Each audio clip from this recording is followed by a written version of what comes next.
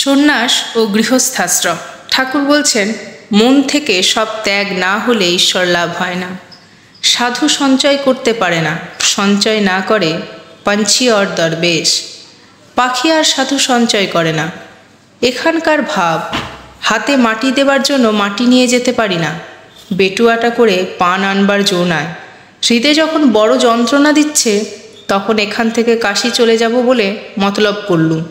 ভাবলুম কাপড় লব, কিন্তু টাকা কেমন করে লব?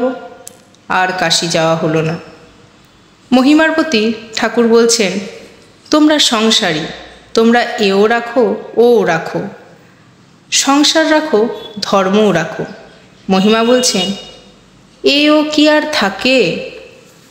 ঠাকুর বলছেন, আমি পঞ্চবটির কাছে গঙ্গার ধারে টাকা মাটি, মাটিই টাকা, টাকাই মাটি, এই বিচার করতে করতে যখন টাকা গঙ্গার জলে ফেলে দিলুম, তখন একটু ভয় হলো। ভাবলুম, আমি কি লক্ষ্মী ছাড়া হলুম? মা লক্ষ্মী যদি খ্যাট বন্ধ করে দেন, তাহলে কি হবে? তখন হাজরার মতো পাটোয়ারি করলুম। বললুম, মা তুমি যেন হৃদয়ে থেকো। একজন তপস্যা করাতে ভগবতী সন্তুষ্ট হয়ে বললেন, তুমি বর লও। সে বললে, মা যদি বর দিবে তবে এই করো যেন আমি নাতির সঙ্গে সোনার থালে ভাত খাই। এক বরেতে নাতি, ঐশ্বর্য, সোনার থাল সব হলো। মন থেকে কামিনী কাঞ্চন ত্যাগ হলে ঈশ্বরে মন যায়, মন গিয়ে লিপ্ত হয়।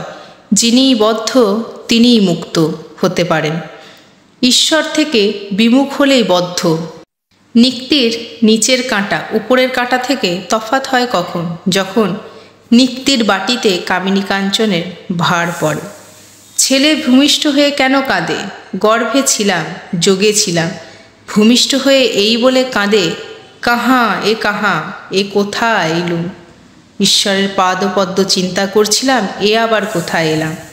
তোমাদের পক্ষে মনে ত্যাগ, সংসার অনাসক্ত হয়ে করো। মহিমা বলছেন, তার উপর মন গেলে আর কি সংসার থাকে?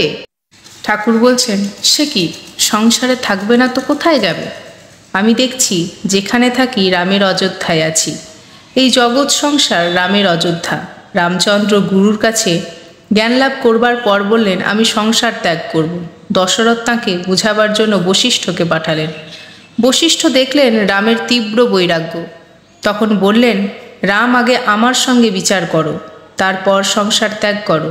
আচ্ছা জিজ্ঞাসা করি, সংসার কি ঈশ্বর ছাড়া? তা যদি হয় তুমি ত্যাগ করো। রাম দেখলেন ঈশ্বরই তো জীব জগৎ সব হয়েছেন, তাঁর সত্তাতে সমস্ত সত্য বলে বোধ হচ্ছে। তখন রামচন্দ্র চুপ করে রইলেন। সংসারে কাম, ক্রোধ এইসবের সঙ্গে যুদ্ধ করতে হয়, নানা বাসনার সঙ্গে যুদ্ধ করতে হয়, আসক্তির সঙ্গে যুদ্ধ করতে হয়। যুদ্ধ কেল্লা থেকে হলেই সুবিধা, গৃহ থেকে যুদ্ধই ভালো। খাওয়া মেলে, ধর্মপত্নী অনেক রকম সাহায্য করে। কলিতে অন্নগত প্রাণ, অন্যের জন্য 7 জায়গায় ঘোরার চেয়ে এক জায়গায় ভালো। গৃহ কেল্লার ভেতরে থেকে যেন যুদ্ধ করা। আর সংসারে থাকো ঝড়ের এঁটো পাতা হয়ে।